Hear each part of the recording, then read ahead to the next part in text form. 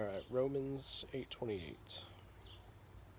And we know that in all things God works for the good of those who love him, who have been called according to his purpose. This verse here is a reminder that even though not all things that necessarily happen to a believer are good, God can still work out the good in that.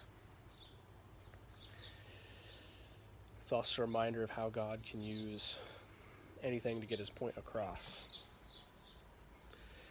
And I was reminded of this a couple days ago when I rewatched a King of the Hill episode. I've been rewatching a lot of King of the Hill episodes in kind of being hyped for the reboot, even though I have no idea how I'm going to watch that because I don't have Hulu, so I'll figure it out. But anyway, this episode was...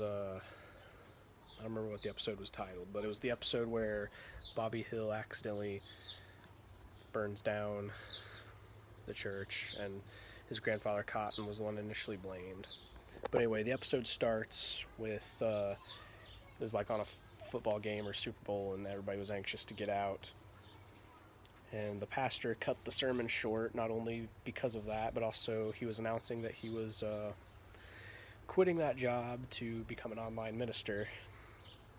And both at the time when this episode aired and the time period that the story of the episode took place in, during both those time periods, that was something huge, and that would have shooken people because the internet was still in its very early stages. Like, nobody knew it was going to kick off like it did now. But anyway, that's not the point of this video. And the replacement pastor was Reverend Stroop, a female pastor, which had some controversies. It was Texas, and somewhere between 1998 and 2000, and also, biblical gender roles. So all kinds of things were kind of dealt with toward the beginning of that episode. And this is not really the point of that video either, though I can touch on that in a future video if you guys want. But through the course of the episode, Reverend Stroop, during the welcoming party before the Sunday where she would do her sermon, she brought a dish from Minnesota, the state she was from. It was called lutefisk. It's some sort of fish that's been grind up. Anyway, Bobby Hill ends up eating all of it, and does so before a group of people she brings over to tries it after she kind of won them over because she likes sports and all that. Like, they were all focused on the wrong thing about this whole pastor change situation. But what else could you expect from an animated sitcom that has no genuine respect for faith or anything like that? But that's also not the point of this video. But Bobby was embarrassed by it. He threw it in the trash while no one was looking. He threw the empty dish in the trash when no one was looking.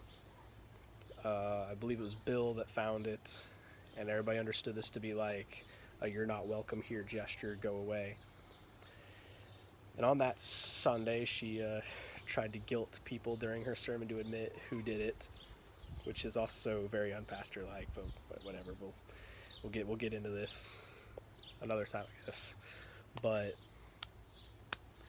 it was during this church service that Bobby started having really bad gas because of the lutefisk, and he goes to the bathroom.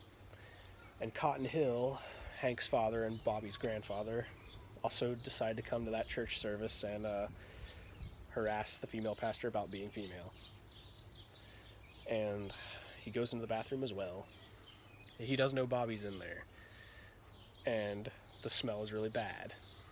And Cotton lights the match and try to alleviate the smell, and he just gives up. But he leaves his box of matches in the bathroom. Bobby comes out, and he starts lighting some of them to try to alleviate the smell. He had the same idea, which I don't know where the logic in that comes from. And somebody started knocking on the door. Bobby locked it. He left it locked, and he didn't carefully put one of the matches out before throwing it in the trash. Bobby climbs out the window, re-enters the sanctuary through the front doors.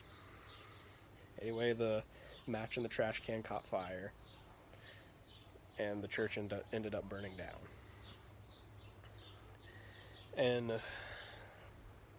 what happened next was Cotton was essentially framed for it. They were his matches. They found that out, and it was obvious that Cotton didn't like the female pastor, so they thought he did it. And he ends up getting arrested for it. And Bobby, all the while, everything leading up to this, and that instance, Bobby's starting to feel guilty, and tries to feel out the adults to see if there's, a way to confess this without, serious repercussions. And at one point, Hank talked to Bobby about disowning Cotton, and this got Bobby, really scared, because, if Hank's going to disown his own father over this, how much would he disown Bobby over this? And Bobby ends up running away at the end of the episode, but coming back because Cotton's wife, not his grandmother, but Cotton's wife, ends up convincing Bobby to take responsibility for his actions. So Bobby goes to meet Hank, Peggy, and Cotton in the interrogation room, where Hank and Peggy were already there trying to get Cotton to confess. And then Bobby admits that he's the one that did it, and he was just trying to get the smell to go away, because the lutefisk did it. He was the one that ate the lutefisk, and he was embarrassed about the whole thing. And at first, Hank tried to make Bobby go to the police and tell them the truth, but Cotton decided that he would confess to the crime. And the episode ends with the church forgiving Cotton and not pressing charges. And Cotton was apologizing to the congregation, saying that, he was just trying to use the matches to alleviate the smell and didn't want to admit it because he was embarrassed. Which is the real story that Bobby had, but Cotton didn't do it. Anyway, why am I telling you all this? Is because I thought it was a pretty decent illustration of the gospel. Because Cotton didn't do the crime, but he took the fall for Bobby. Even though Bobby, would have deserved that punishment. And in the end, both Cotton and Bobby had the happy ending. Similar to Jesus did nothing wrong. Jesus died on that cross, even though we deserve to. Jesus died for our sins.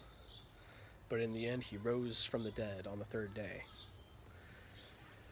And now he's glorified, sitting at the right hand of God.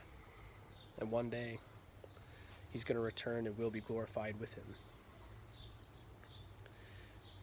The biggest difference here is, while Cotton was a flawed character and did plenty of wrong, Jesus did nothing wrong.